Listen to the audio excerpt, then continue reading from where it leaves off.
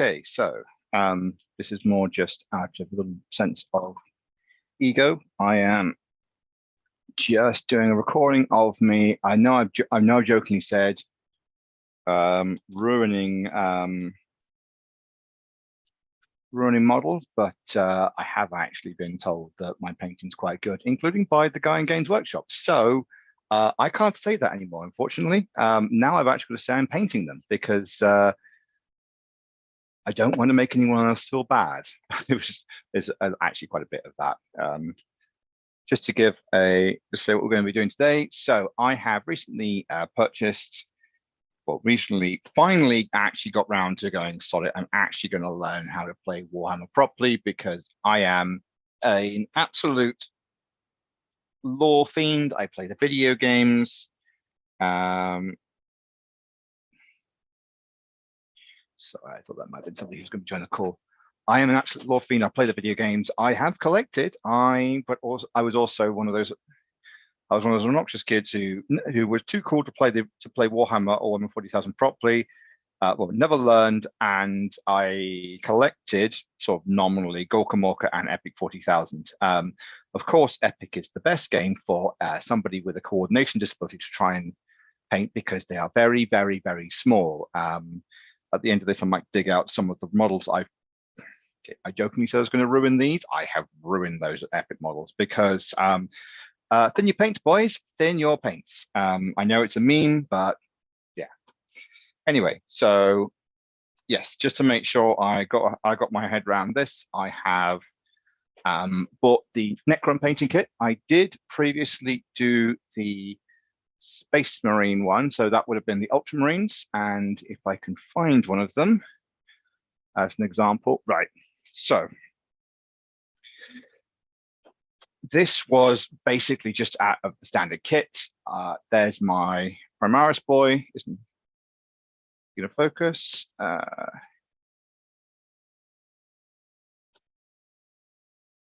we go. There's my Primaris boy. Isn't he lovely?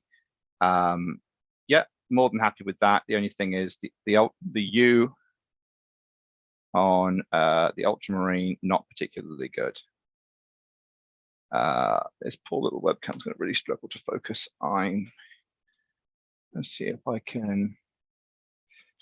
Of course, I'm also absolutely awful at the YouTubes, but I'm going to see if I can manually mess with that because it feels like the kind of thing I should be able to do. There we go. Great. There actually is a manual focus. And let's see if I can. Let's see if I can do it in a way that's going to work.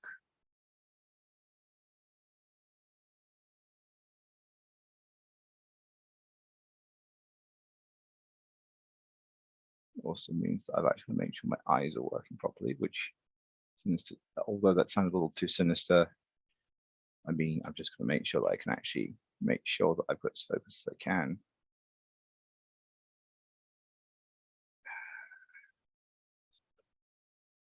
Am I going to cut this stuff out? No, I'm just going to mess around. This is not me being serious. So that is, yeah, that'll do for focusing. That will do fine. Just in case anyone is interested, I'm using a Logitech Brio, which has their software, which does allow some degree of focus faffing around, that kind of thing. I admit, because it's too bright, there's no cinema features as far as it's concerned, it's going to struggle a little bit. But okay, so here is my Ultramarine that I did first, just using the paints in the kit. And one of the problems, unfortunately, we're doing it that way. The kit of the starter kit does have transfers, but you can see with some of the markings, I'm an idiot, so I couldn't really paint that straight. The rest of it is all like, oh, we'll just make it look like it's whatever. So there's my Ultramarine to start with. Let's get that out of the way so I can see what I'm doing. Yeah. And so that was, oh God, Christmas time, I think. And recently on holiday, went down to Bristol, a little place called Area 51, and thought, oh, fine, I'll get the basic kit, the basic starter kit. And yeah, thought, fine, I'll finally learn because, as I said, I've played enough of the video games. I've watched the lore. I have, I don't know, opinions on the great old ones and whatnot. So, you know, I am that kind of nerd. And then I knocked out this guy. So, did I make mistakes? Sure. This was done quickly last night. I hadn't actually used any primer. I was having to mess around a bit. Although these do say they're push fit, but no, I actually did use some plastic cement to try and get that to work properly. And yeah, it's not bad. This is the, if anyone's interested, oh God, I can't remember the name. That's going to really bother me now. I did have it written down as to which dynasty this was, but I can't find it right now. I will try and dig that out later. But yeah, so these boys are a bit brass, and well, anyone who doesn't know their 40k and is mildly interested in what I'm doing, yes, these are robot skeletons in space. They're technically robot Egyptian. Well, not technically. They're based on what came first, Necrons or Tomb Kings, is unclear because I mean you had Chaos Androids before you had Warhammer Undead. Warhammer Undead sort of involved Citrak the Imperishable, yes, as the Grumpy Mummy Lord, and sort of ended up eventually becoming, you know, the Dead Nations kind of nations. That's D&D. Then became the Tomb Kings. These earliest would have been Chaos Androids, which of course they're not, and then they became Necrons in what, 97, and they were very. Someone's always said that's a bit T800. It's like, yeah, they were really T800 before. Now, not so much. I mean, these guys are much more sort of like undead hunched thing. Yeah, the lore sort of ended up as what was initially, these are horrors from beyond the stars. No one knows where they come from. Oh my God, they're skeletons, and it was very much the elder gods tricked them into becoming machines, and now they are unthinking monstrosities. Now it's a bit more nuanced than that. I think there's much more of the again, similar to the Tomb Kings, there's a degree of the Necron lords being a bunch of infighting bastards. Which is very 40k. And oh no, we came from a high radiation world. We got the cancers, which made us bitter, and which made us bitter and obsessed with death. Found some magical frog people. They wouldn't tell us how to become immortals. We ended up finding basically the elder things, allied with them, ended up being tricked into becoming robots, realized we'd been tricked after they killed the frog people, and then turned the elder things into shards, which they used to power various monstrous machines. And then various fallout from said war meant that they slept for, what was it, like 60 million years? So yeah, they waking up and they angry, and they want to know why there's all these monkeys running around claiming they own the place. So that's very much why they are a bunch of cranky space skeletons. Some of them, as you can see, in worse condition than others. That's kind of the thing, is sort of basically they've woken up early and they're cranky. They'd be cranky if they hadn't woken up early, but you know, they're especially cranky because they have woken up early. And a lot of their technology revolves around Gore's weaponry and what's it called, Blackstone. Yeah, I mean, without going into too much lore, essentially they are the ancient space skeletons who are older than anything else and are really angry and more powerful than anyone else, but they're sort of half asleep. Yeah, so that's very much your crash course Necron lore. Yes, if they all woke up at the same time, the universe would be doomed. Considering they haven't, the universe is, you know, keeping them under control. Anyway, so there's my first one. As I said, I really should have undercoat. I did actually have some undercoat, and I have done a little bit of research and worked out some better things I can do here. There are some things that I've deviated from the original from the guide on the back of the box, which, as you can see, is here. It suggested black for the joints. I actually prefer silver for the joints. I mean, that's just me. I have seen some really nice designs where they've used black but then weathered it, but I only have 6 paints because I'm, getting back into this from new. I'm just going to go, well, I'm going to see how it goes, and I'm going to try and keep an eye on what I'm doing, and I'm going to play it by ear. I have done a little bit of research into sort of how to do all these things properly. One of the things which I am trying is something called a water palette. Yes, that does look horrible. That's from yesterday. Basically, it's like a hydro layer which keeps your paints relatively relatively wet while you're working on it. I have got some reasonably nice brushes. These are Nick Pro. They're from Amazon, but I do like the anyone who was a special needs kid who couldn't write will remember the triangular little things they used to put on the pencils. I'm not sure if you can remember those. They were like, they had, at least the ones in the 90s that I remember, were these little triangular things that slotted over a pencil, and it had like a little woodland creature, like it was sort of like a squirrel, like grabbing onto it. Yeah, and this very much reminds me of that, but it does give you a lot of control. These are reasonably good, cheap brushes. I mean, there's also various different types. Do I know what I'm doing with them yet? No. Will I know by the end of it? No, but I am going to give it a go. And sort of, I am guessing my way through what these do, but this is, I've got the pack. I'm going with Necrons and Space Marines to start with. This is my first 2 armies in a long, long time, and I'm just going to see how it goes. Yes, I was also going to buy one of those fancy holders for them, but I've also been told just use blue tack and an object.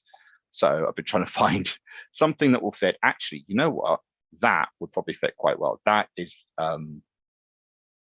shower gel from a recent trip I went on, but essentially you just need something you can hold. So you'd stick it on with a little bit of glue tack, and you can just revolve the model relatively easily. It really doesn't matter what it is. So we're going to try that and see how well it goes. I sort of jokingly refer to myself as an idiot with this. Okay, something which, a little bit of history behind why I started with this. I'm also trying not to. I try not to do too much self-deprecating humor, because I have friends who do this, who have similar conditions, and I don't think would appreciate it. And also, I've been told basically stop doing that, because I am making it sound like my accomplishments are not as good as they are. But yes, I do have dyspraxia, well, part of it is what's called dysgraphia, which is basically just my handwriting is appalling, and that affects all kinds of fine motor control. I do have, you can see a little bit of a shake. That's probably more the fact that I take a wakefulness enhancer for my narcolepsy. So this was all a bit of, I remember how bad I was as a kid, and I initially wanted to make sure that I could do this kind of fine motor work safely, so that my job could require me doing soldering. I did soldering as a teenager at school, but I just want to make sure I could do it safely without burning myself or wrecking any equipment. So that's how this all started. That's why I bought Space Marines initially, and I thought, let's continue with this, because I've actually quite enjoyed the painting process. I would say that probably I did try and paint when I was a kid, and you know what? Just to show you what we're going from, I am going to very quickly grab something from the box. So this was a box of, which, no idea how I've managed to maintain it, but this, what I'm grabbing are some epic 40,000 characters, which again, probably too small for me to actually have done anything useful with. But this gives you an idea of thin your paints. So again, these, just to point out, are full-size vehicle. If the Land Raider, if that Land Raider, I'm actually wondering whether my mum painted that, and I haven't actually done as bad as I thought I did. That Land Raider should be about clunk in the small space, but yeah, you can definitely see where I've murdered the detail. I did actually go in. Is that lead or white metal? I think that's. I can't tell.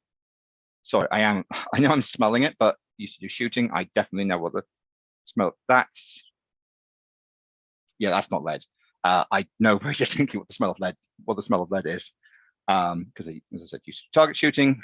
But you can see I have kind of ruined that, which is a shame. I did ask in the shop about stripping the paint off, and the guy, he said, we're not allowed to tell you because you could damage the model and we don't want you to yell at us, which is like, okay, fine, fair enough. He just said, go on YouTube, look it up. So these actually, I may try and rescue at some point, but as you can see, I didn't even bother priming these, and this is very much a child did this. So going into this project, I was thinking this was the last set of painting I did. So going from that to that, I was dead chuffed with myself. And I know I sort of did the thing of, oh my God, I'm dyspraxic, I did this thing. No, this is something where normal people decided they're happy with it.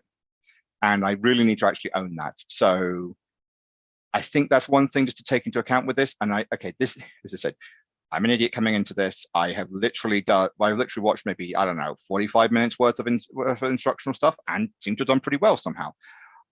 It is important to, I think, when coming into this, to have a rough idea of what level of quality you think you can go with to start with.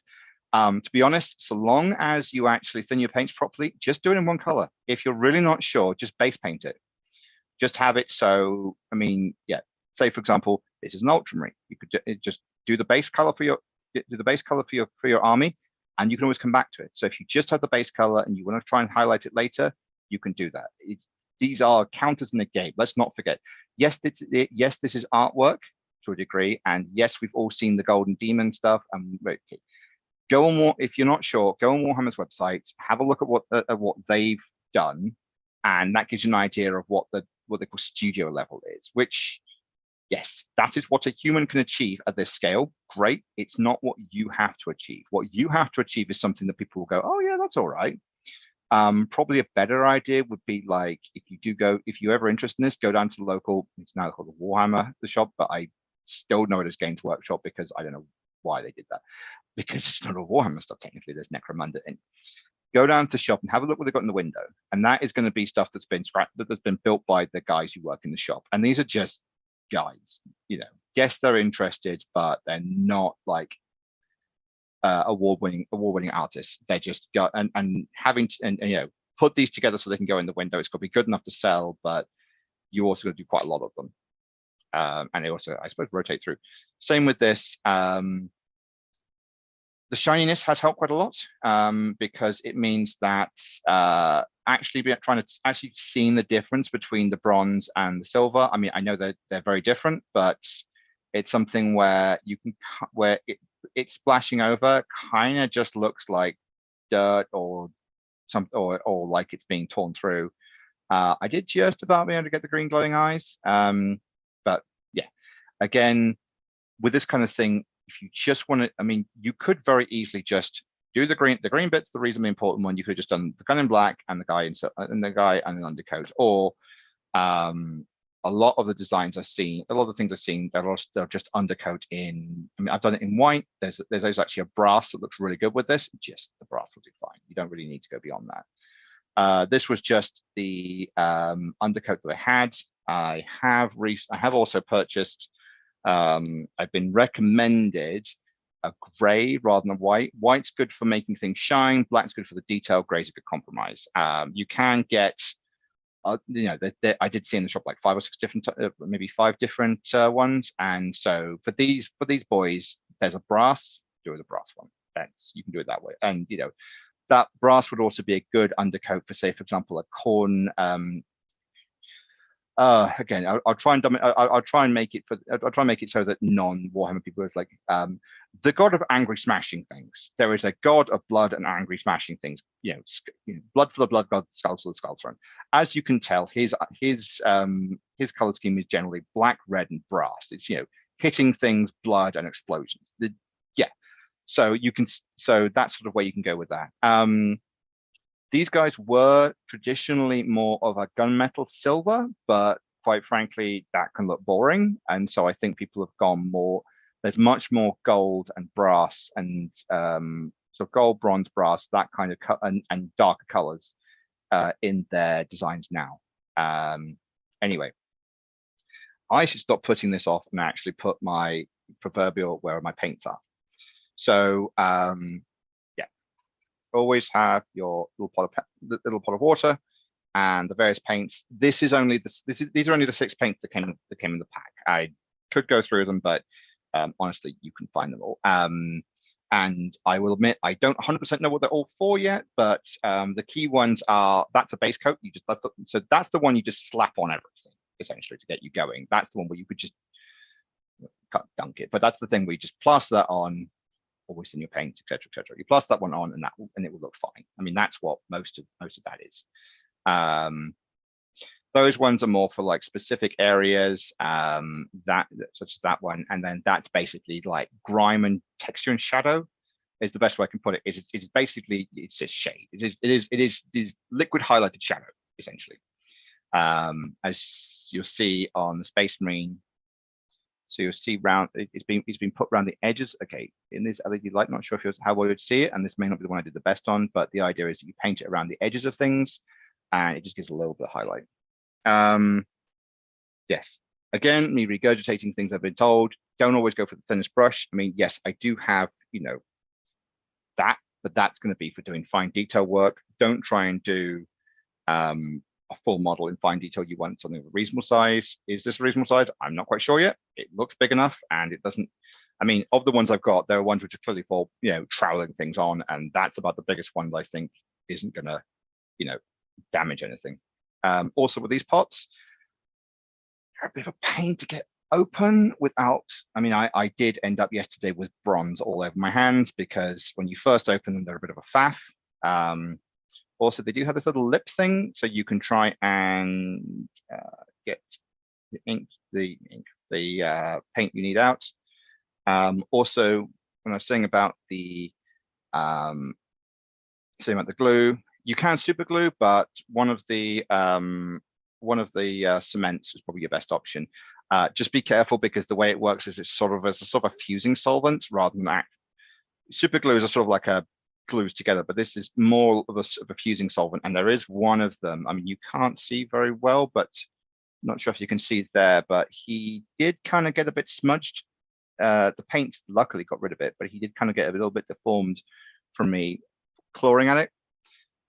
So with that kind of thing as well, worth getting, I'm using enough tools as well. So sometimes a pair of tweezers for pushing bits together is useful, because it means that you can get at it without actually having to, really smudge your fingerprints into it. Yes, again, this is why I'm painting stuff told by an idiot. One thing I do use, because I am over 30 and therefore my eyesight's going, is I have these, which I know look ridiculous on me, but I do actually find that the level of, it's only 1.5 times, but a little level of magnification does help me focus on the models. And one thing which I haven't got out at the moment, but I know I should be using, this was a tip from my mother, who is a very good ceramics person, coralceramics.com, if you're ever interested, is a resting block for your hand. So I'll take my watch off as well, just so I don't lean on it. So this is just so you've got a little bit more control over your hands, because otherwise you get a little bit of shake. And there, it's just bracing the fingers down, which I find it makes a little bit of a difference whether you do. I mean, this is literally just a block. I mean, you could just use, if you had a book you don't care about, you could just use that, or the sandwich tin or whatever. Anyway, let's see how I can go on with this. So this one's going to be a little bit more complicated than the one I had before, because if you can see there, this is the thing of, these guys have been buried for millions of years. So I'm not sure how it's coming up on the camera, but you can just see he's actually, the casing for the head has been shattered through.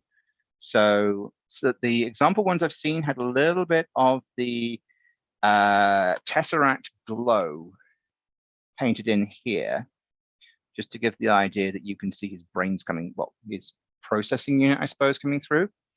I'll see what I can do with that.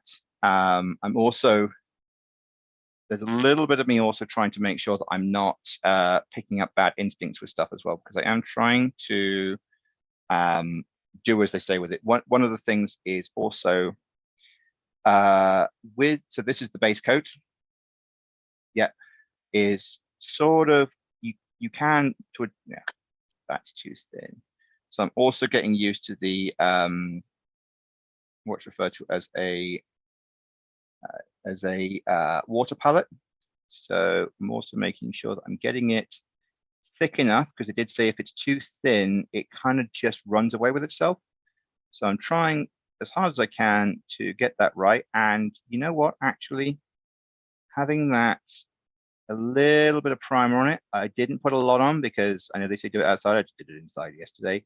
That has definitely made things a little easier. So again, this is one of the things which I'm regurgitating from the guys I was looking at online. They said, don't worry too much at this point about being neat. Just get it on. So you've got some kind of color. Do more than one sweep if you need to.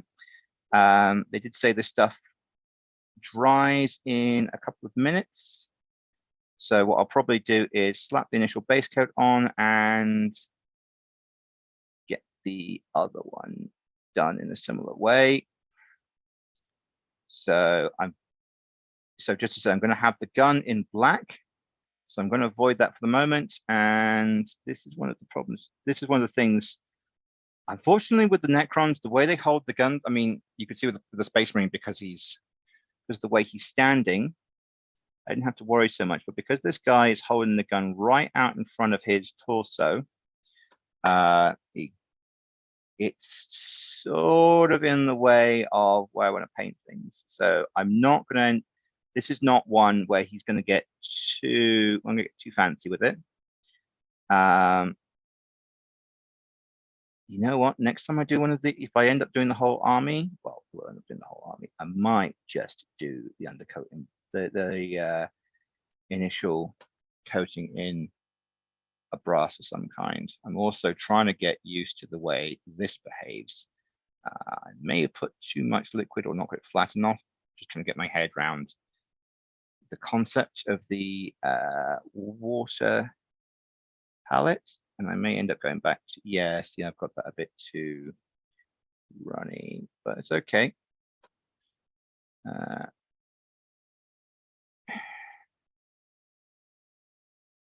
he's, you know what, I might just start that again.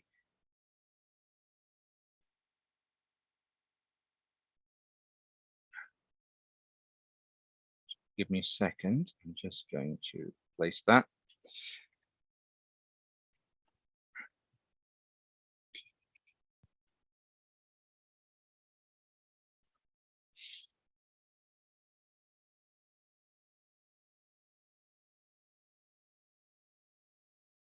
Right, I think I may have overwatered the thing, but the way I understand how it works is, I think that sponge is fine.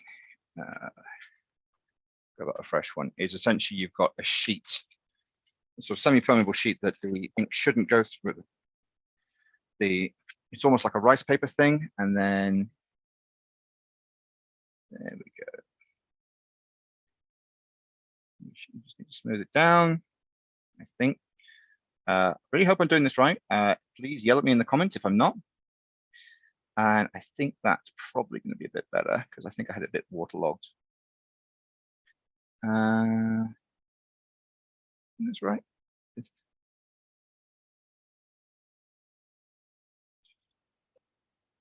Yeah. And the idea is it should keep your paints wet while you're working. So let's try that again. Yeah, I think I may not have quite got the concept of this.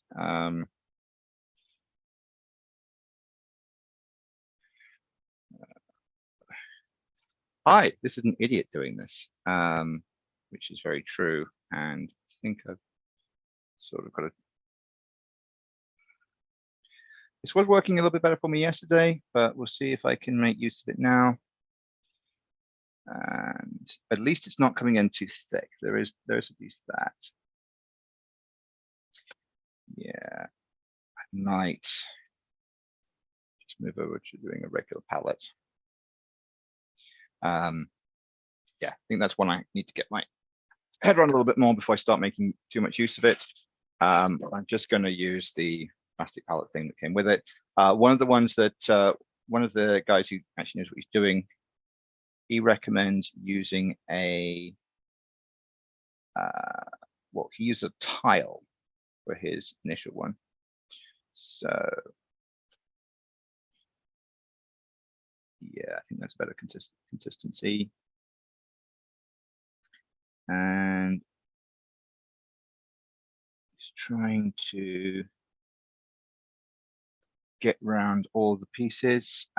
This is why having one of the just mounting it to something does help, because it means that you can actually get round in all these weird angles.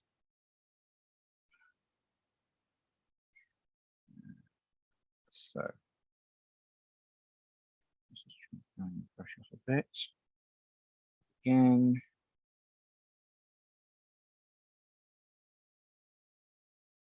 Yeah, so this base isn't too gloopy, so I can.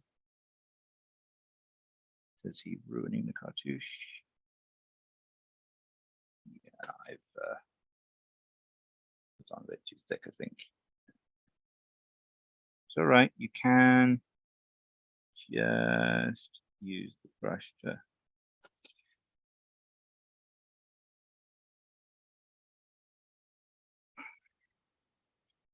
wick it away. At least it's, yeah, so it's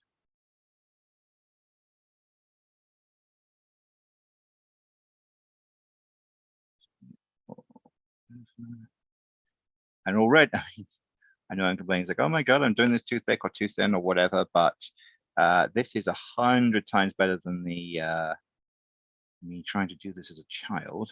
So I know that there is Duncan something or other, where in his one he's given this. There's a horrifying Space Marine that he did as a 10-year-old, which is just lost all of his detail just by being too gloopy. Which need to be careful not to do the same here, not to lose detail, because you can see, I'm not sure if you can see there is a Necron symbol there, which I'm trying very hard to make sure that I don't ruin it. I'm going along. So yeah, I may have got a bit overconfident with this one. It's all right. I'm going to try. So here's me going to try and fix a mistake. So I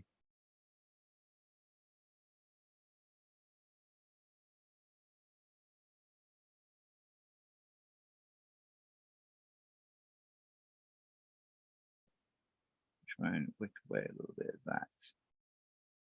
Yeah. Getting the consistency just right is, yeah, part of the game. I suppose you can call this a game as such, but I think I'm doing all right. These aren't going to be the best Necrons. I'm not aiming for them to be the best. I'm aiming for them to be good enough. If that makes sense.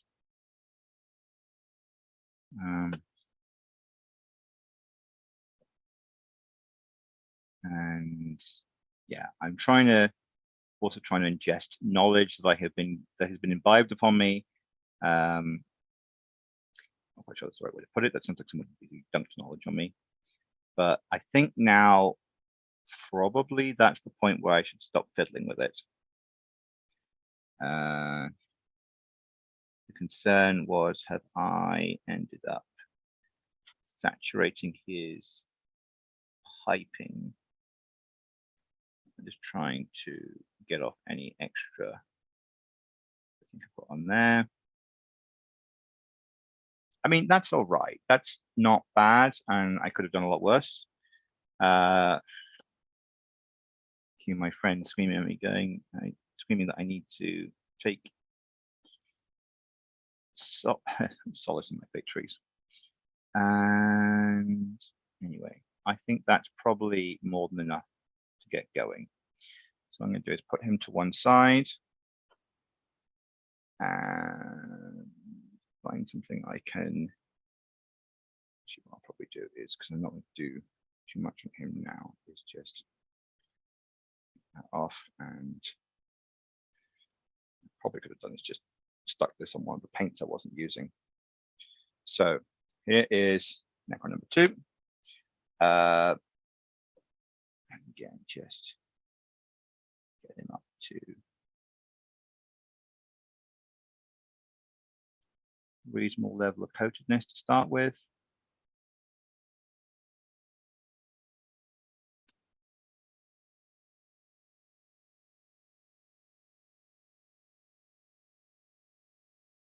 Yeah, that's closer. Need to have a think about the water palette, because I think I've yeah, definitely overloaded it. This is a little bit easier. So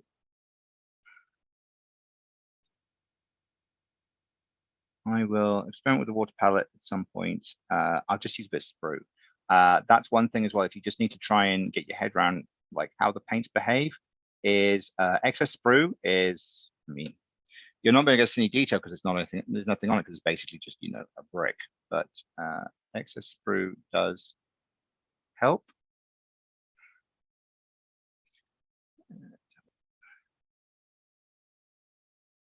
And I think I'm getting the consistency right. Not 100% sure, but this is all part of the learning process. This is me, well, learning a thing that you remember. I remember hearing a News Stump did a joke thing years ago, which was, you know, terrorist gets promised 1,000 virgins, ends up at Games Day. Yeah, you know, you could be, but it was all very knowing. It's sort of like there are no Craven images. Oh, they're only Craven if they're not painted, and you know all this kind. It was obviously very knowing and very and somebody who actually had played or has a good friend that plays or something, and all of the jokes were, yeah, that's glooped. Come on.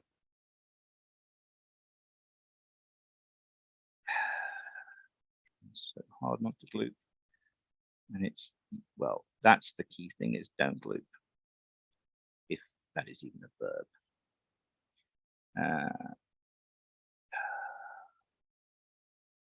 Yeah, I think maybe next time I might try and do this as been told don't pay on the sprue, which, I mean, that seems like such an easy thing to do, but I've been told not to. I'm sure if I might try it with a smaller sprue and see how much I ruin it. It's supposed to, is what they refer to as sub-assemblies, but this guy doesn't really have sub-assemblies in that particular way. I mean, I suppose I could do. Problem is that the only real sub-assembly is the arms, and then you'd have to do the chest separately. And yeah, it is. It's more just a case of, I think that it does help with the primer, because you can, depending on what primer you use, it either doesn't matter if you missed a bit or you can see where you've missed a bit. Which I appreciate. That's two different things. Well, that is actually the difference between where they said black and white. Is the black, if you missed a bit, it becomes shadow. White, you can get the details to shine through easier. And it's always things like in the neck area that are the pain.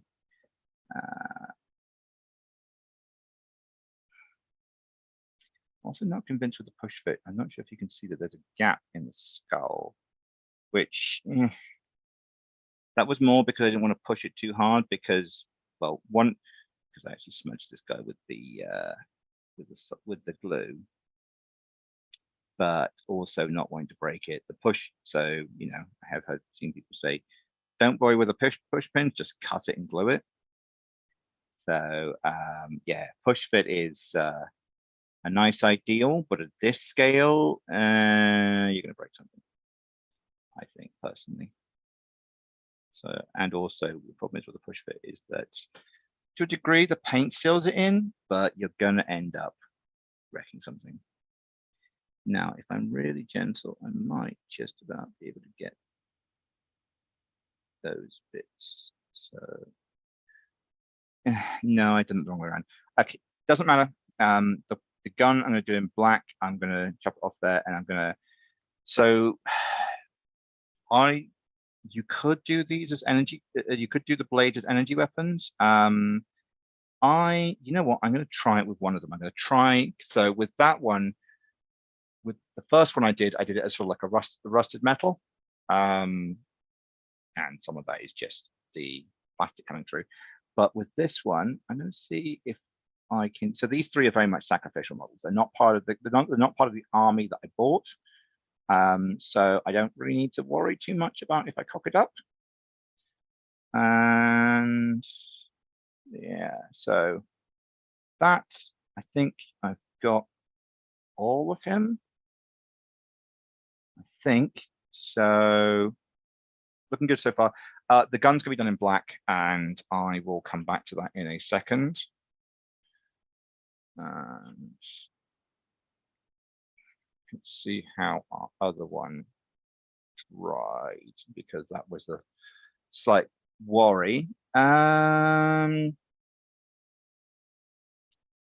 He's not glooped too badly. I think the bit where I thought he was glooping was more of a shadow issue. I'm just going to try and tidy him up just where I can see where there's gaps.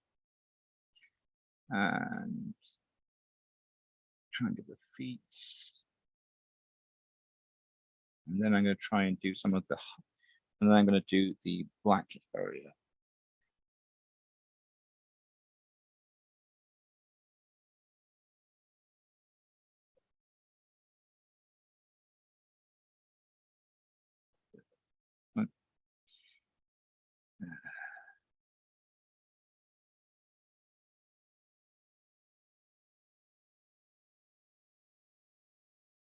Yeah, the Necrons are definitely going to be, they're interesting in terms of what can they actually do, because they're,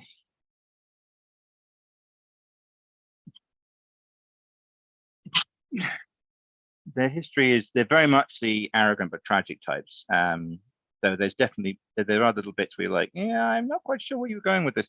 So one example would be the fact that they were so riddled with cancers by their son, by their star, and them wanting immortality from the old ones, and the old ones going no. I'm not convinced. I get the feeling that I have heard, and I do remember from somewhere, and I know that that's the worst thing you can say in Warhammer is I heard from somewhere and not remember where it was.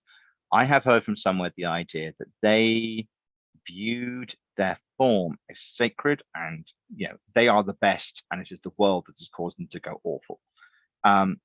Fine, but for a race of the chronically ill, that's maybe a little arrogant. Just a tad. So let me get the last of that stuff off my brush. Come on.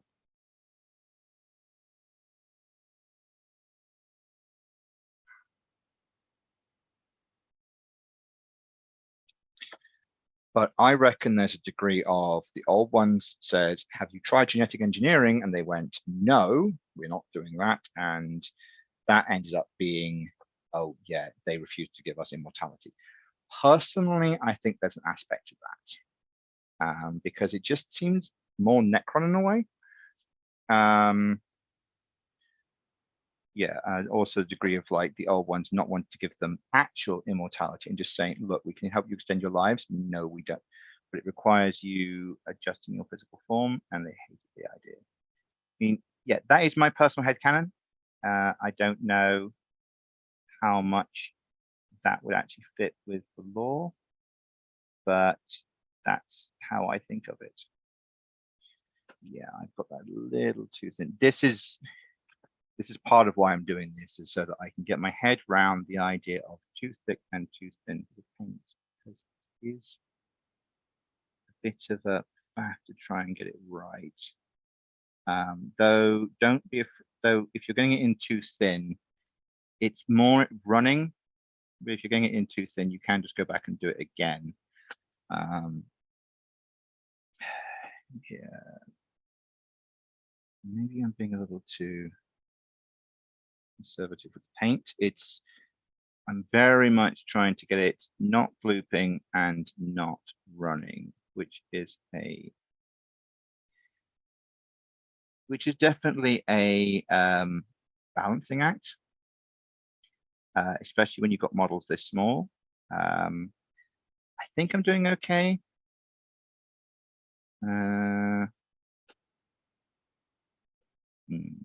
He says I was looping it everywhere.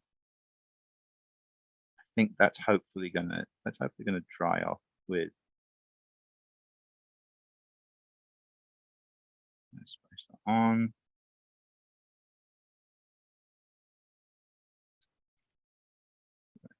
And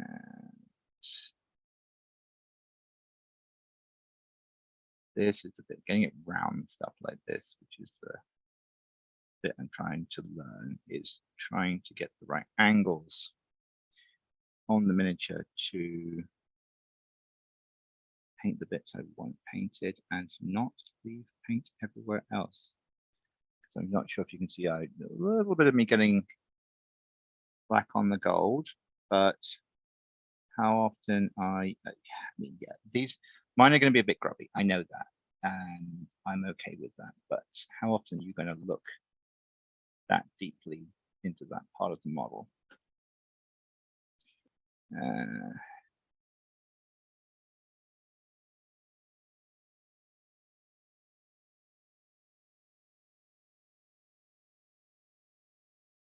Now, let me just try. So there's two pipes. That one I'm going to try and do in black, and the other one I'm going to try and get in a greener, but they are sort of, yeah, I'm well aware with the base coat I'm supposed to be slapping it on, but I'm just trying to, yeah, let me get through my first couple of models before I start going speed painting. That might be a bit much to try and aim for at this point. Yeah, for this one, I'm going with the blade being black because that's how they do it on the models. I'll see on the next one if I can get it as a green. And let's try and get.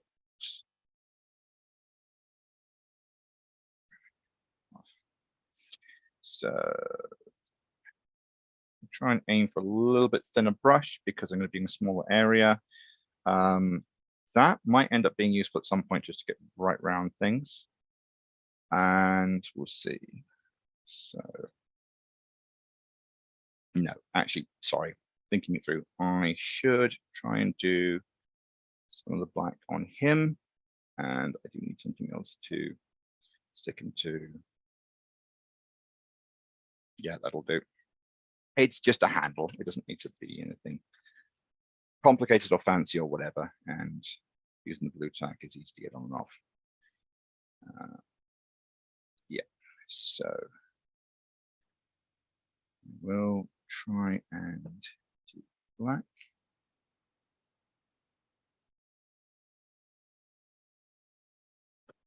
And one of the things you'll also learn is that they all have dumb names. I mean, it's sort of it is a degree of irony with it because it's sort of like, you know, snotling green and whatnot. But this is Abaddon Black, named after Abaddon the Despoiler. The sort of like one of the big bads of 40k. You know, he is the modern incarnation of Chaos Undivided, etc., etc. Angry man, blew up a planet. Cadia broke before the guard did. All the memes, which probably means absolutely nothing to you if you don't know the Warhammer thing. But you know, shout out to my Cadians if there's any of them left. But we'll see.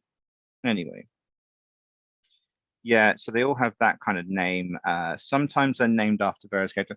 One thing that I don't know annoys me a little bit is that ultramarine is a good pun, but ultramarines are no longer ultramarine. They are now Macragge blue, which I think ultramarine may just be a bit too bright these days. I don't know. I miss the pun. I mean, I suppose it's more lore accurate for it to be based on Macragge and all that, and they are a darker shade now. But yeah, we'll see. You can still get the old colors. So they're not given the same names, but you can get them if you want. And I am tempted to, you know, I don't know, maybe paint ultramarines in ultramarine just for the amusement of it. So also at this point when they're shiny, it's a difficult to tell the difference between shiny and gloopy. These are coming out okay, I think.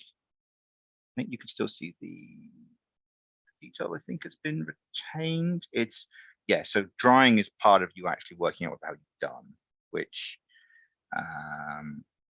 frustrating for a newbie like me, but I'm sure for a old player is part of it. So I mean, just going back to this, yeah, you can see as it's drying, it is actually clinging better. So maybe I'm being a bit jumpy about the gloopiness, because that's barely glooped at all. Might just faff a little bit with it. But it is, yeah, get it down in thin layers, relatively thin layers that go, well, thin but not uncontrollable, I think is the best way to put it. And yeah, I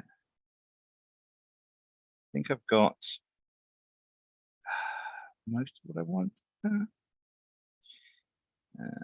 Yeah, the one bit where I'm gonna have to, I think I'm just going to accept it is this area just here. So you'll see, I'm not sure if you can see there. He does have, there are some bits where it's not quite done, but I mean, you're going to be seeing these at like this kind of distance. So, I mean, it's one of those ones where him I wasn't too happy with. Now I've actually looked and gone, yeah, that's fine. I mean, it is a bit crunchy, but they're also very small. I mean, that's one of the things is that they're also tiny and, you know, anyway.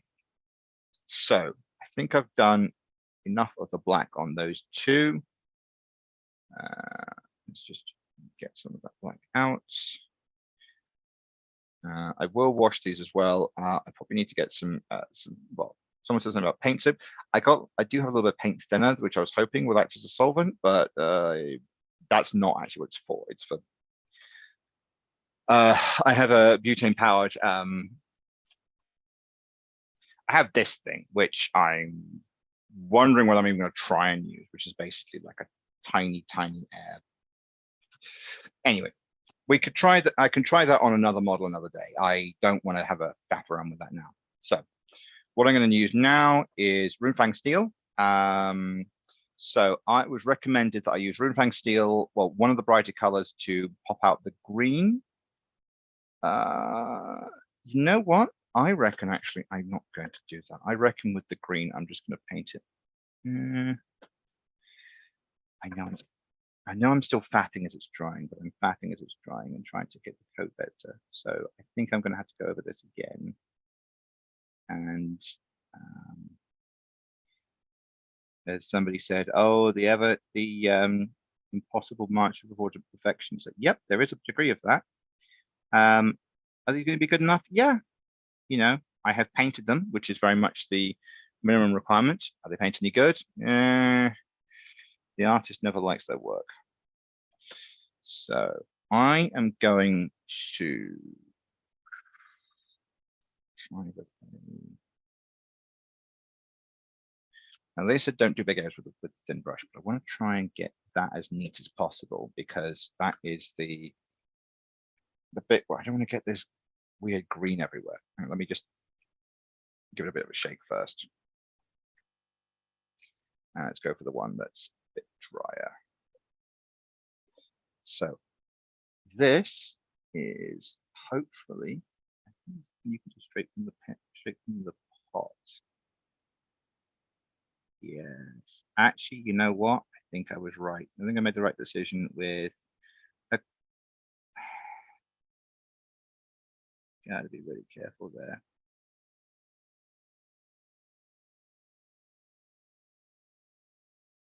And we should let the black dry a little bit more, but I was impatient to get it done. I'll tell you what I'm going to do, I'm going to do this one with just the base paint.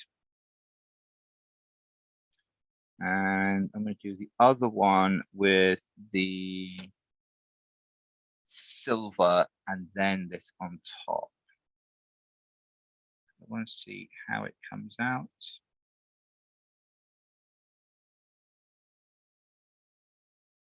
Yeah, there's going to be some smudges here and there, but I think I can live with that. Also, I should say I'm using, they say you should do it by window, but it's getting a bit dark. So I am using a LED, a cheap LED lighting rig I've got. And how's this face looking? I'm wondering if the glue I use may have mangled him a bit. I mean, he is a bit mangled, but undead skeleton brought back from the dead. So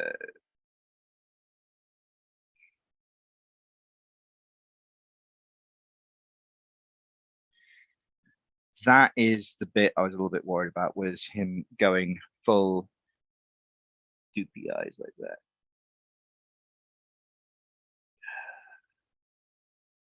I'm still not sure how to get that right. Hang on. Let me try and get it so it's getting the eyes, but they're not trying to get it so that it does the eyes but doesn't fill the cavity. That I'm not sure how well you can see. Let me see if I can faff around with the autofocus to see if I get that nice and close. And let's rack it right to its minimum.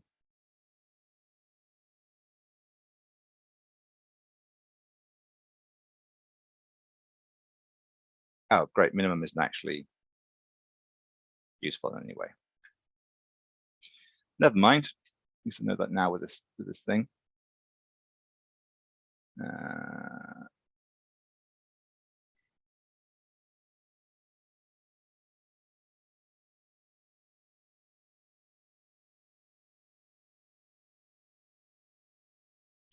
Looks like beyond a certain point, the minimum just doesn't do anything useful.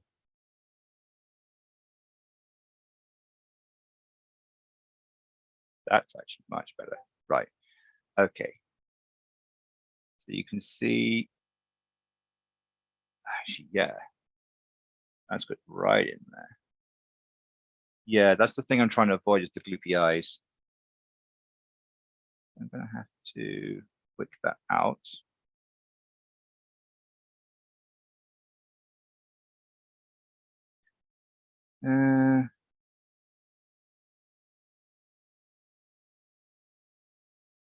See if I can use.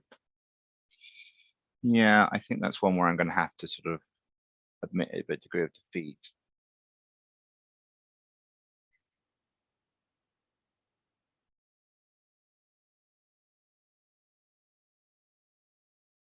Yeah, I'm going to admit a degree of defeat with that. So yeah, it's fine. And I think the Rune Fang would have been the best option, because this doesn't quite have the. It's getting is the punch you see in the bottle is what I'm trying to do, and so, but also this is really thin. It's more like an ink, so I can not slap it on too much. But you can see the way it's filling. See the way it's filling that is it's giving it the illusion of depth. So filling that is ironically, well, I didn't want to do it with the others. I do kind of want to do it with that to a degree. And I've seen some true madmen try and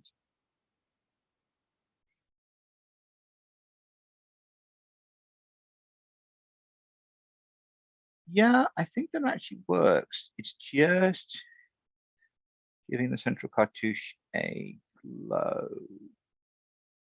Don't know. That'll do. Just gives it a little bit of a glow. Yeah, again, learning the limitations of my coordination abilities here, because I have seen people do like proper stuff with this, but that'll do for the moment. And that gives me an idea. I mean, there is a bit when you go over it again with the black there, but that gives me an idea of the glowy things. Fun fact, these glowy things, they used to be like gallium plastic rods, which looked stupid, but they also looked kind of fun. Glowy plastic rods were the way originally. It was fun, but it was also, I suppose, not quite in keeping with the design. It was cartoony in a way that the actual models weren't. I think that's why people weren't so keen on them. So anyway, I'm going to try to do a layer of the Runefang silver to try and get a degree of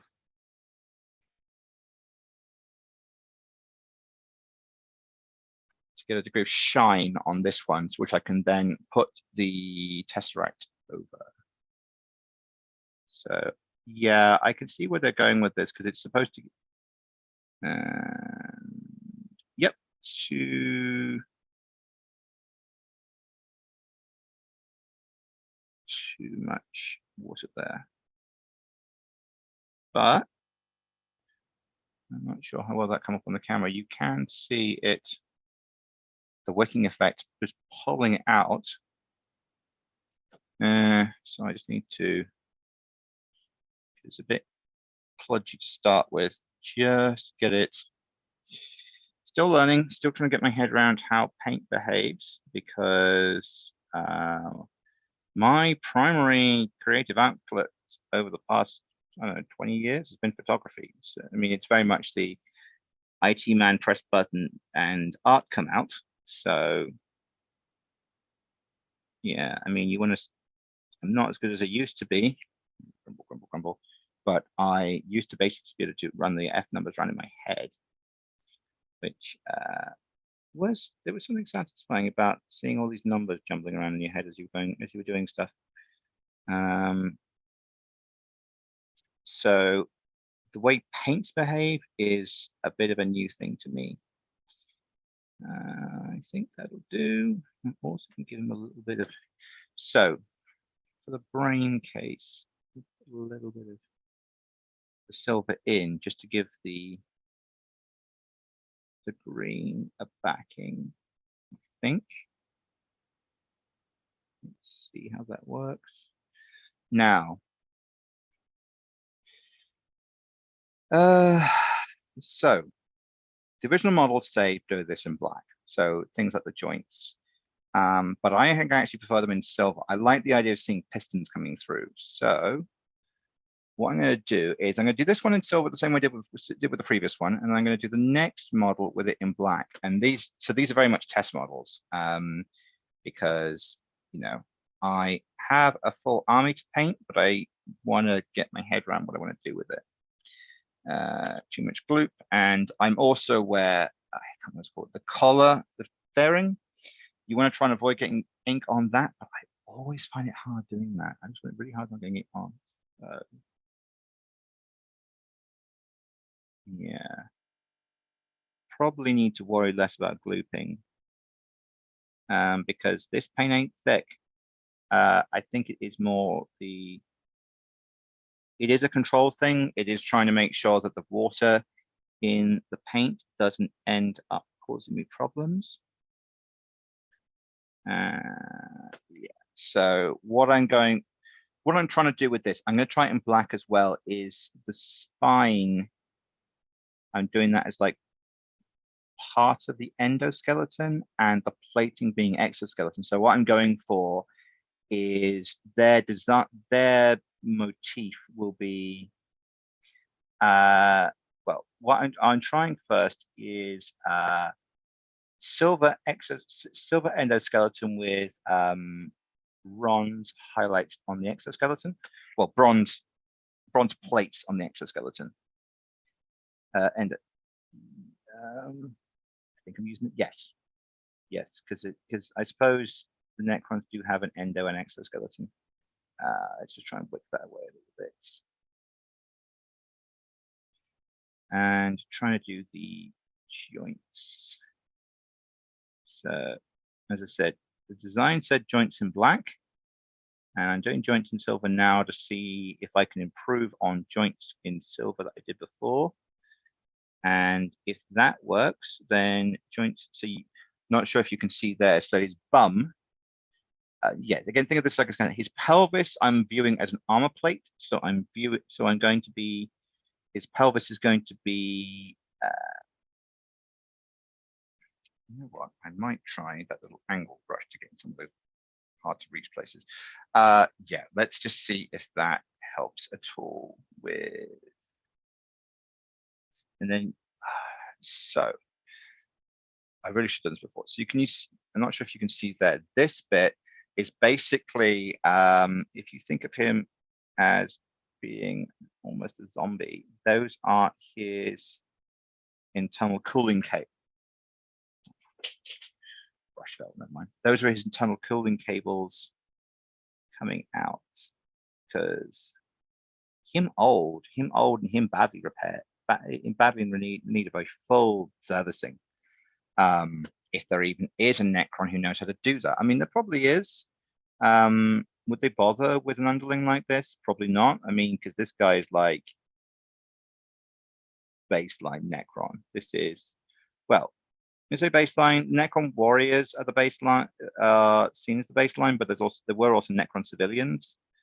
And I believe the way they put was they were given whatever bodies were left, which is, you know, very much the way you'd expect a military totalitarian society to behave towards their civilians. And then there's the whole thing about people being dragged, kicking and screaming to the biotransference. And okay, these are Cybermen. Let's not beat around the bush. In terms of when this came out, this was before the remake of the Cybermen, but it was very much.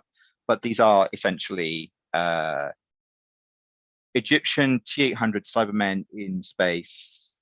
Yes, which is a bit, I know a bit much, but I'm going to put a little dab there just to give the impression that it's a,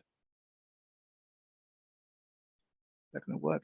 Yeah, just give a little dab there, just to give the idea that the bronze coating is more a finish than an actual thing. I mean, I could start trying to do it in the chest cavity.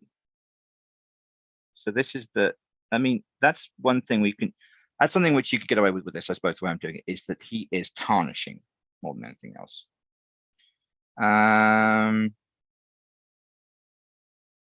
Yeah, I think that's probably about right. I'm gonna move back to the, this was what they were saying about the wet doodad. I got a little bit left with the right consistency. I'm gonna try and do those vents. Now those were done in bronze. So I need to make better use of this. So those were done in bronze here. So can I just pick those out? It ain't gonna be perfect, I know. I ain't going for perfect, I ain't going for good enough. So those have been put in the silver. You can't see them on the back. Right.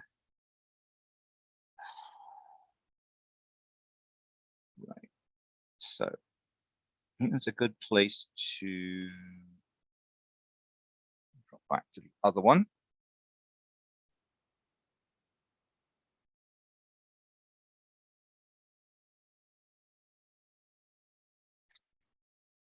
And let's see how he's getting on. So yeah, I'm trying to cycle between these so that I can see how it dries.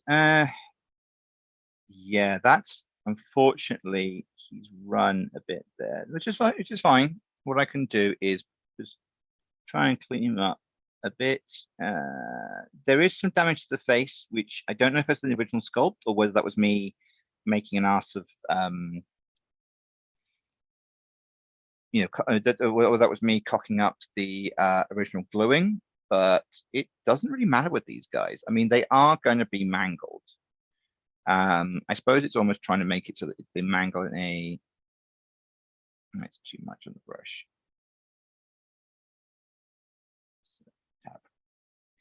If they mangle in a coherent way. I don't know if that's the right way to put it, but like, but a realistic way is I want him to have dents and for there to be bits that are distorted and quite frankly, they're supposed to regenerate, but I suspect the coding for their regeneration is pretty no.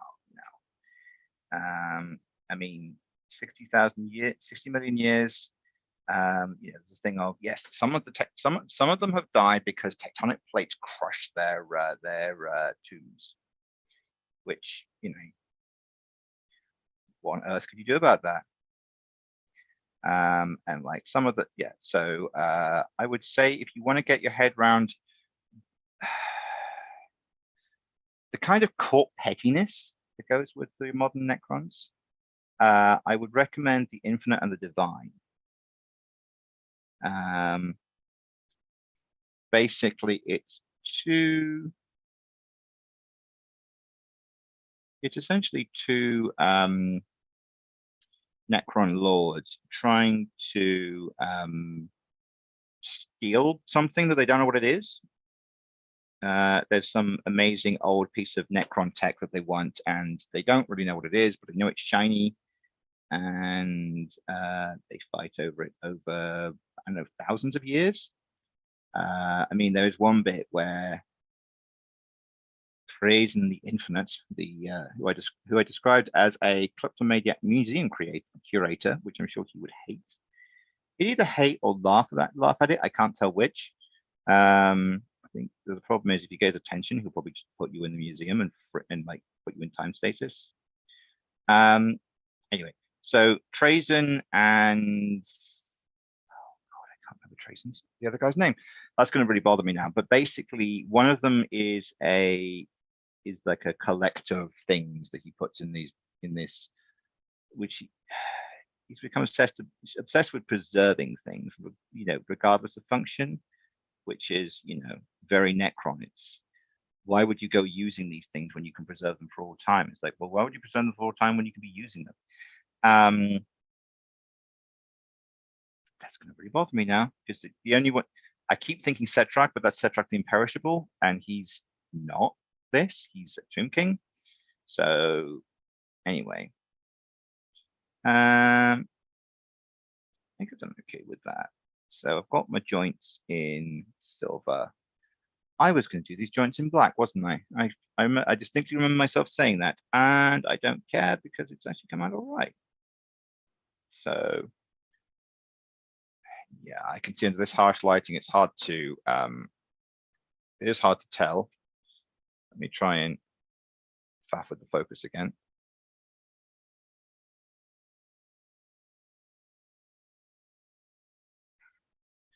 Let's just give the autofocus another go. Is he going to pay attention to what I'm doing? Yeah, he's doing all right there, I think. No. Yes, fine.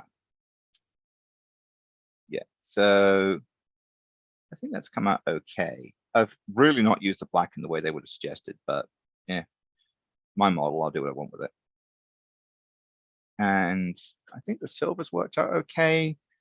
I'm going to try the black one. I'm going to try the black on a test one for my army. I mean, it doesn't really matter if they're slightly different because it is Zatek dynasty. I'd have to look him up. Anyway, they're essentially the Ponzi ones, which is why all their stuff is in a gold effect. Yeah, this has come out okay. I'm going to go back and do that black bit there, and then start doing a bit of the edge highlighting and stuff. Let's do a silver on that.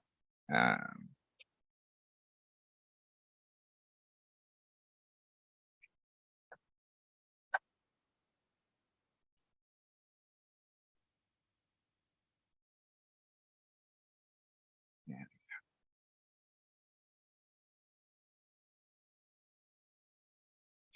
I realize I've talked about the Necrons and their history and stuff, and I have not said. And I did just refer to the Catan as some old elder gods or something, which considering the fact there's the Eldari, which is either spelled with an E or an A, depending on how poncy you're being about it. They're not actually elder gods, because that would be gods of the Eldar, which they are not. They are gods that are, they're not even gods. In this universe, gods are a type of thing.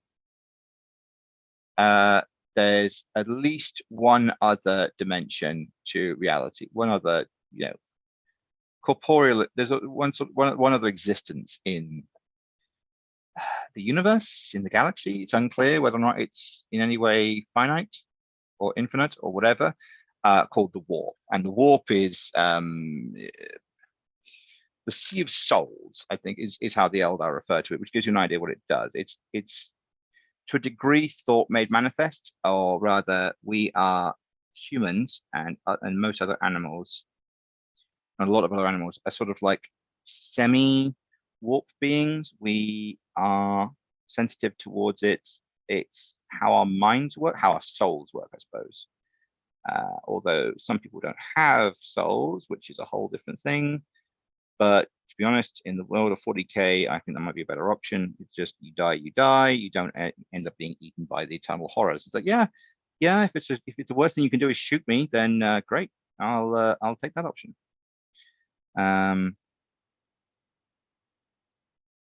Anyway, what does it? So there's the gods, and then the Catan are something different. The Catan are energy beings who are more in line with our reality, with the reality that we live in and see. So the reality we see, they're sort of aspects of the universe almost. And the Necron found them and coaxed and communicated with them and coaxed them into. I'm not even sure why they tried to do this, because it's they kind of been good news. And we're like, oh yeah, hi, we're fighting these guys we don't like. And they went, oh cool, we're fighting them as well. Do you want to team up? And one called the Deceiver, I don't believe he had that name originally, essentially convinced them all to become deadly robots in their army. And so, well, it was so that they could eat their souls. It's all.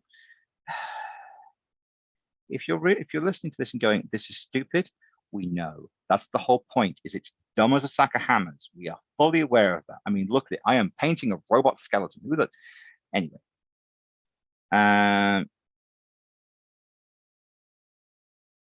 Rock. I'm trying to do it so that the little scarab is okay behind there, and there's going to be a bit of gaps in his paint, but I think I can live with that, because you're not really going to be looking at him.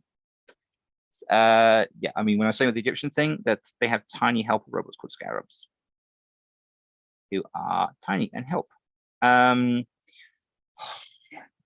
Maintenance droids. They are non-sentient maintenance droids, I think that's what to describe them. But with a sort of aesthetic twist. I'm just going to paint black because I'm being lazy. So many more things you can do with it. You can put dirt on it. You can paint it up with green stuff. All kinds of things. Oh, fucking with black. Because, as I said, James is being lazy. And it gives a good contrast to the gold. Maybe it's a little bit early for you to paint the base, but I'm going to do it anyway because I've now started, and it makes it feel like he's more complete. I mean, at this point, he's okay. I mean, I do need to do the Gauss flare. I need to do the Gauss flare, Gauss flare. Yes, and before you say it, it's not a Gauss weapon, because a Gauss weapon is using an effect found by Mr. German guy von Gauss or something. It's essentially something magnetic fields.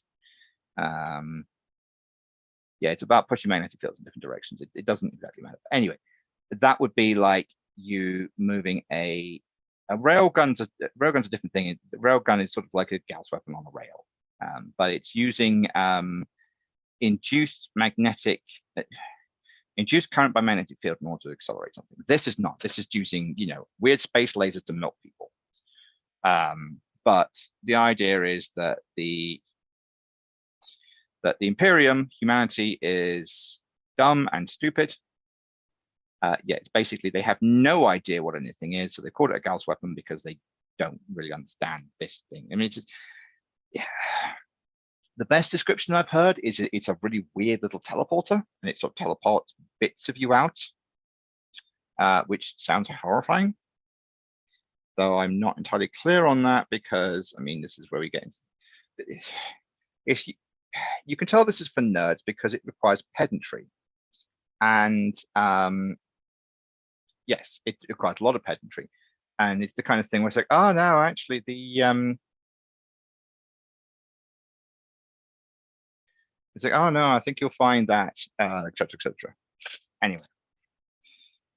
The pedantry in this instance would be the fact that the warp, the teleporters move through the warp, and the Necrons don't interact with the warp because they have no souls, and they never learned warp technology. All their stuff is based on. But it is all a little bit ridiculous because they have a thing. They have a thing that extinguishes stars, which is, yeah, I think that might be the most dangerous dumb super weapon. Is the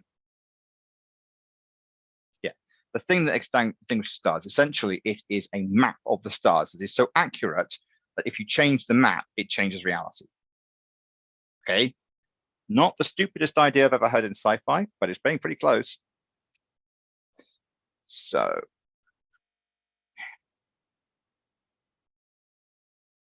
I'm going to see. So I've put the silver on here with the intention of making it pop. And does it pop?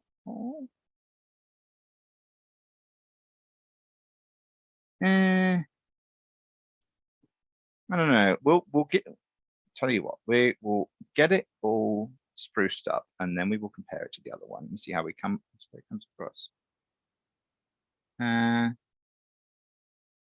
think the idea is the metal is the metallic flecked paint makes this shinier and therefore more glowy. And I am using technical terms that are very technical. Yeah, technical terms we've had today: gloopy, shiny, glowy. At least I haven't started using words like spaff and tried to claim that they are technical.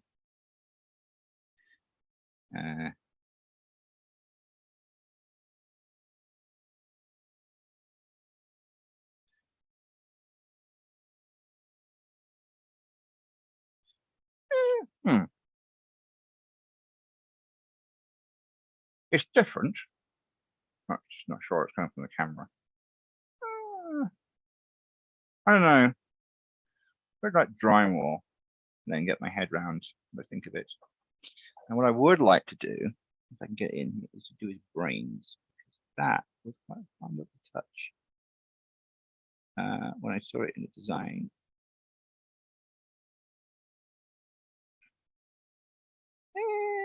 I think it's working.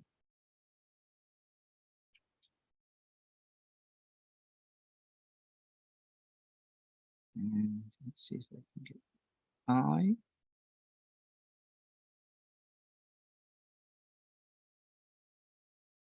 Yeah, I think it's just about got that. So you see the way the casing has come off him. I think I've just about got that to work. I need to put a little bit more black there. And I think the first round may almost have been done. Let me get that last bit of black sorted.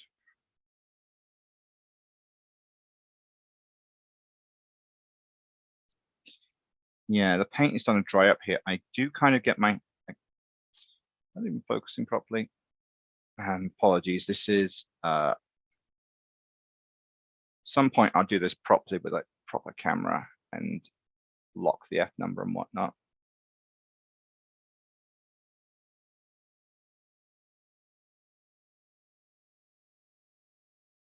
No, that's not quite right. I've got it.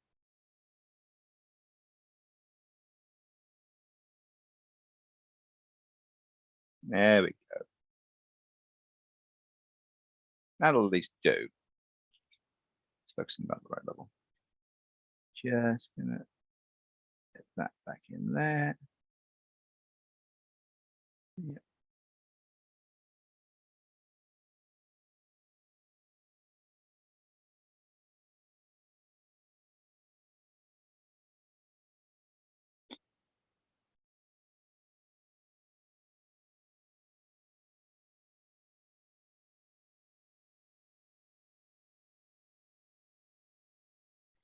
Yeah, if you're really careful, you can sort of get to it. I suppose this is the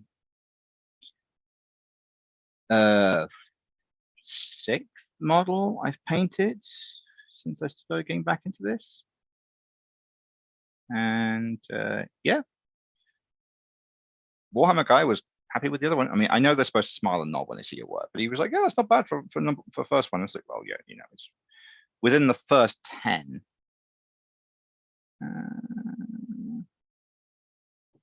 Do you need a touch up anywhere?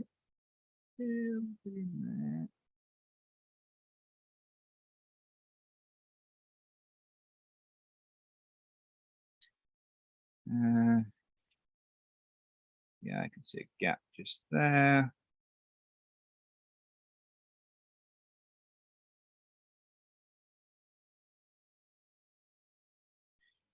Yeah, that'll do. I'm starting to lose the detail a little bit, but I'm not as much as I was worried about. That'll do for the glowy effect. I mean, I'm going to try and macro this up at some point for Instagram. But well, yeah, I think that's actually come out okay. I'm just going to try and get the grill on that one, like I did the last one.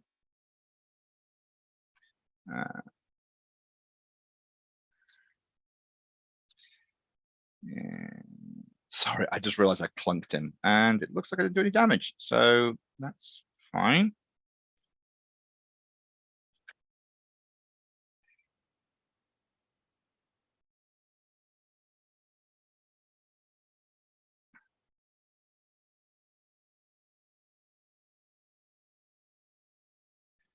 So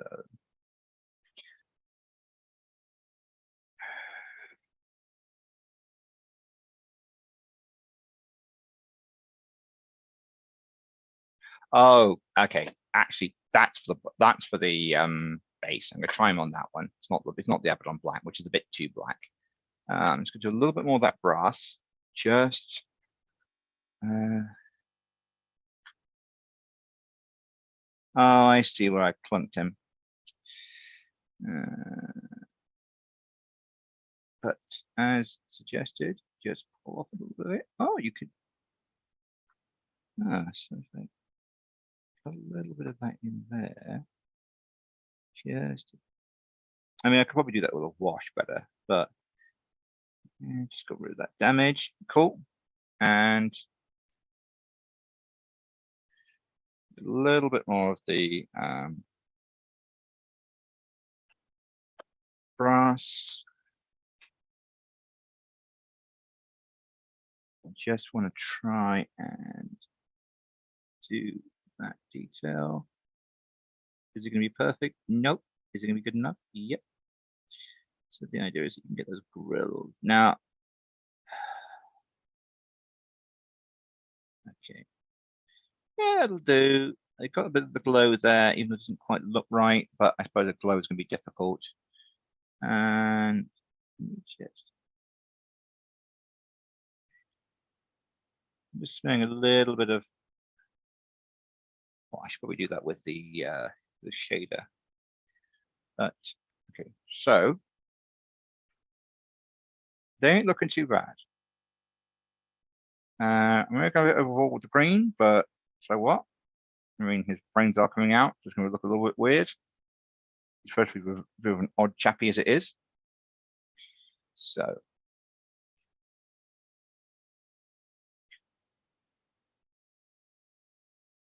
try and keep all these brushes clean, I swear. Is it going to work? Nope. So back to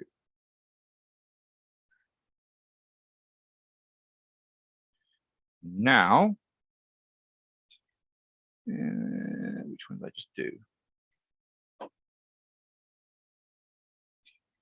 He was done least recently. So now we're going to use something called shade. Now, as I understand, this is basically just shadow. It's a sort of more of an oil. A friend of mine jokingly said if he could, he would bathe in it. I don't really need to thin that because as you can see, it's more like an ink. I mean, you can see the consistency right there. And so what I'm going to do is just, maybe that's a bit too much, just paint him into the crevices to give them shadow and depth.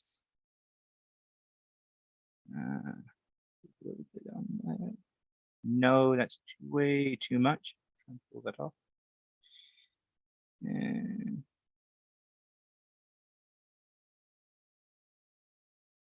Yeah, it's more sort of a generalized dirt. Best way to put it. Well, this is sort of generalized brown dirt. And you can just slap it on. I mean, it's, to be honest with this stuff, I mean, part of me at some point, just to see what happens, wants to try and dunk a model in it and see how it comes out. It's probably not a good idea, but at least be amusing.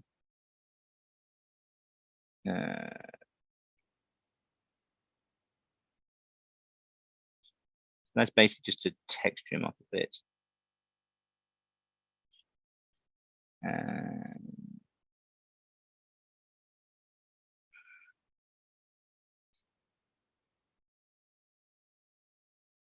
Yeah, so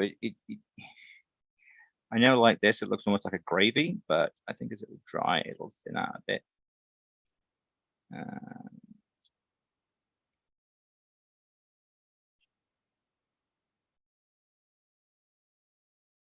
I think there's a bit I missed with the paint, but if I just put a little bit in.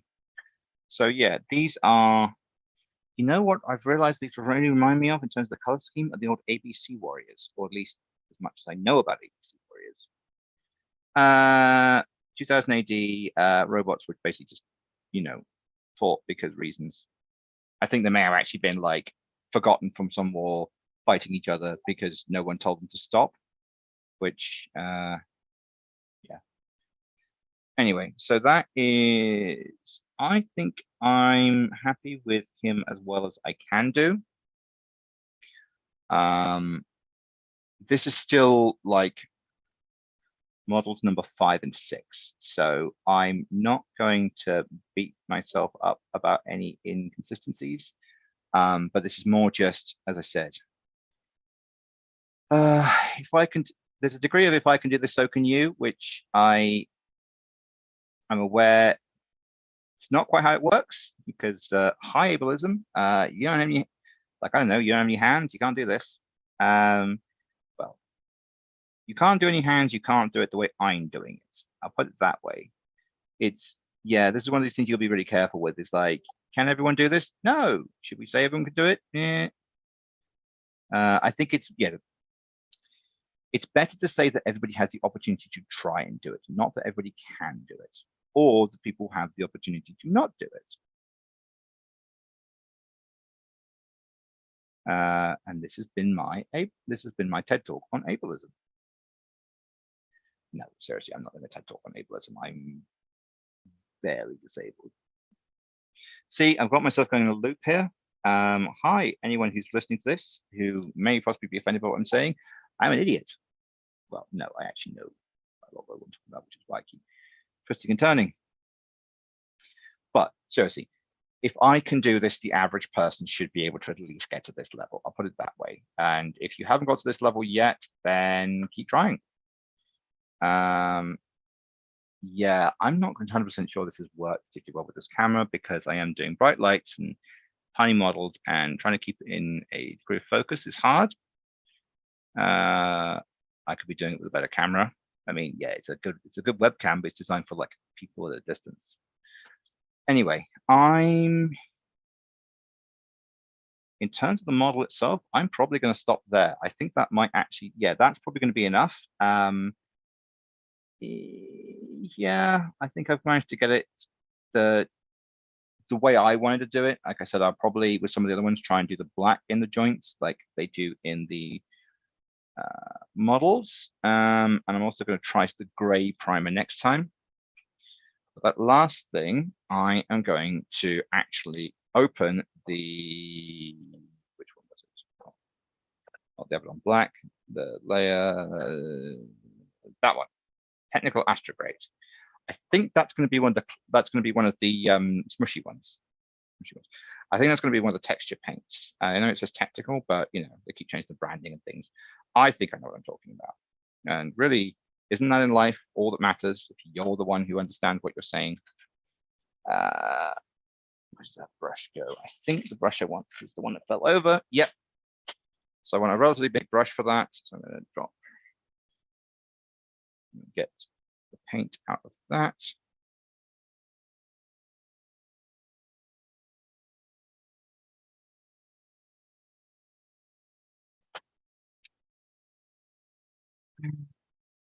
Technical astrograde. Technical astrogranite. Okay, Games Workshop. You can't just say granite.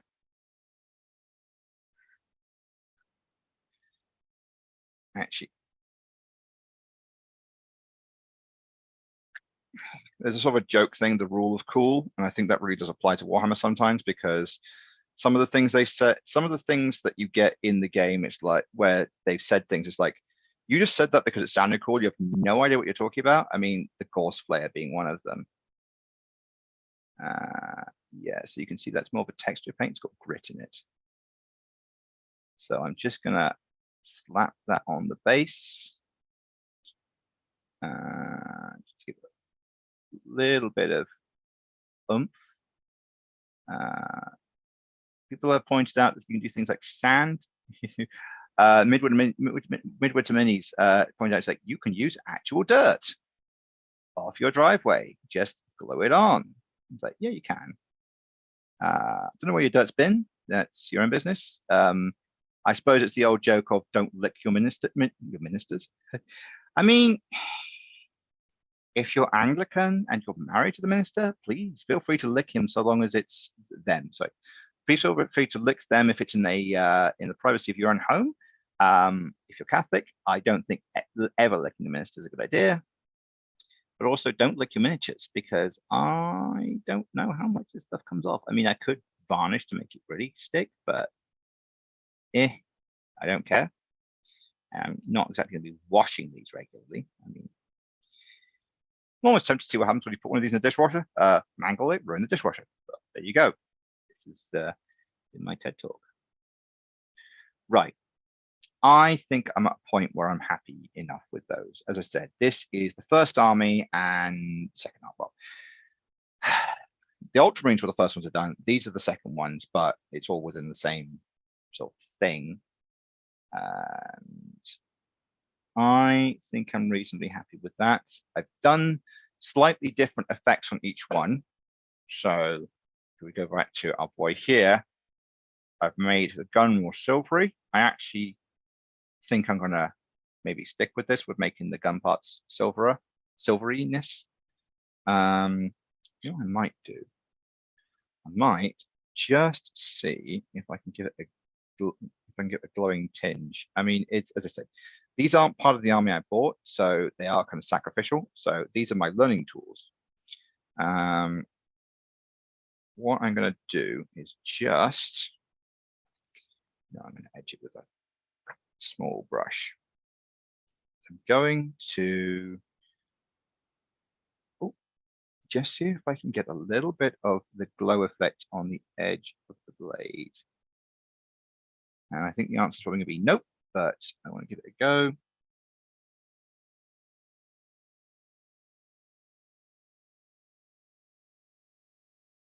When I said the edge, I just kind of spapped it on. So, you know, whatever.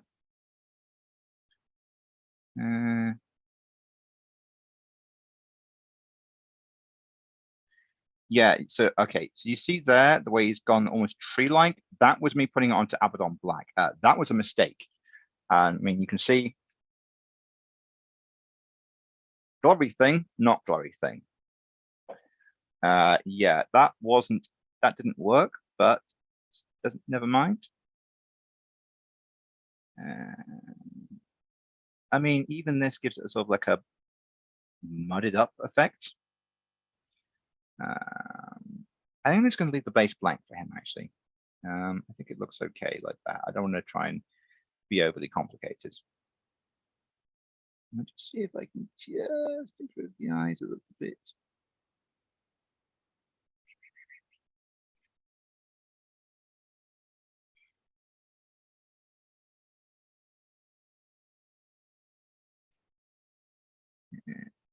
Getting exactly on a basically head of a pin.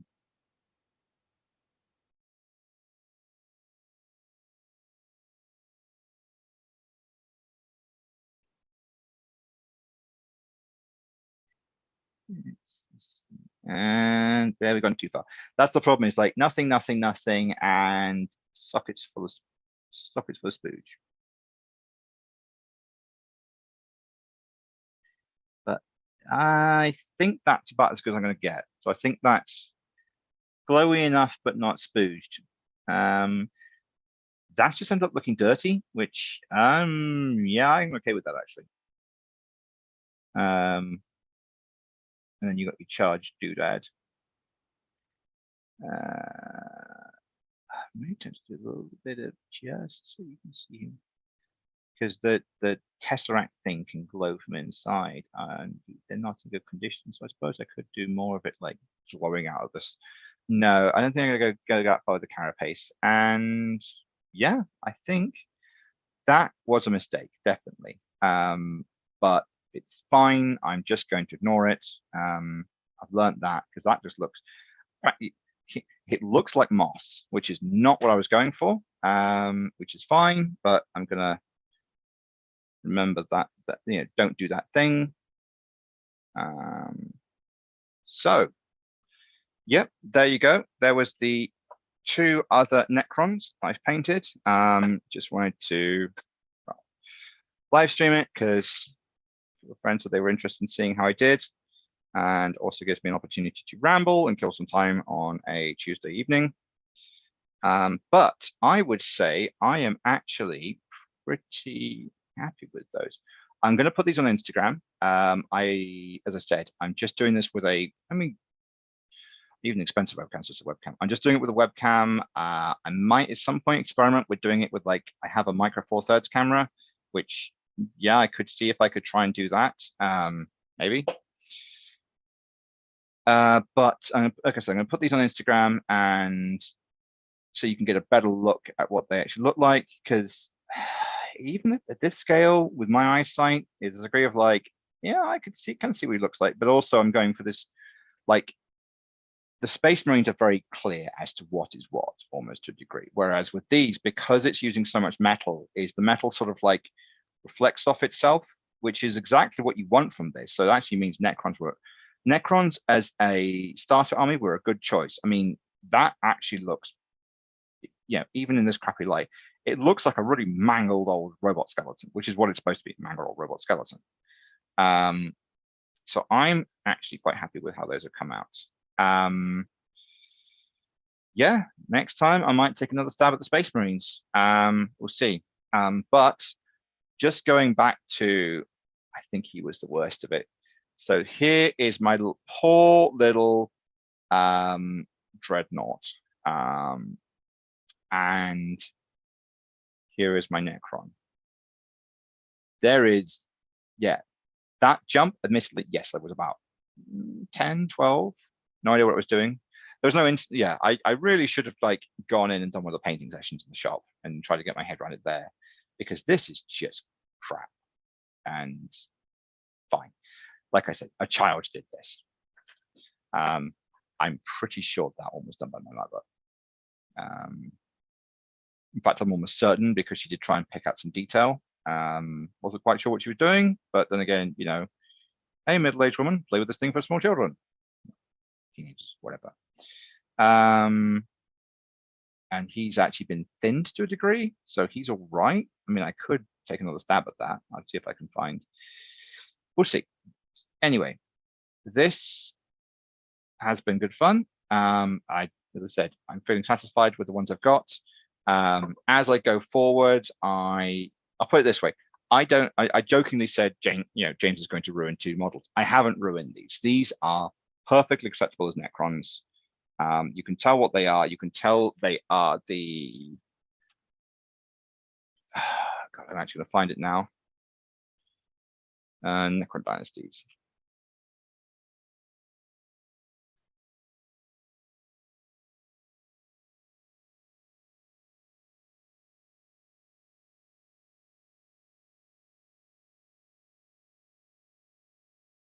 So I think everything. Using ideas. I'm going. I know this is Man looks things up on YouTube channel at the end, but I'm also aware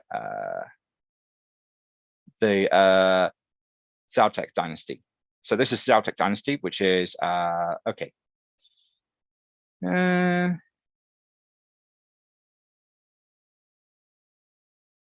Well, I'm actually not convinced with the thing I found as to whether that was right. It said black with glowing bright green accents. I mean the basics of it, but yeah, the Zaltec dynasty are more brassy and orangey. Are there guys who've done better than me? Hell yeah. Have they been doing it a lot longer and have steadier hands? Yes, they have. I mean, have a look at some of the stuff that you can see online. I genuinely don't understand how they can get liquids to move in the ways they have in some of these. Like I just like things like that little cartouche. That's the best I can do. See it on. I think, as I said, see it on Instagram. Me trying to eyeball the autofocus wasn't happy with what I was doing. Me trying to eyeball it hasn't quite worked, but I will try and get it a bit. Well, I've got more control of things like F numbers and stuff next time I do this if I use the Micro Four Thirds camera. But yeah, I think I've done all right with that. You've at least got the idea of the cartouche glowing, which I am happy with. I might make that. I think next time if I can get to it, I might make the cartouche silver backed and then like a glow-like effect. But considering the fact that you are looking at this I mean, this is the size.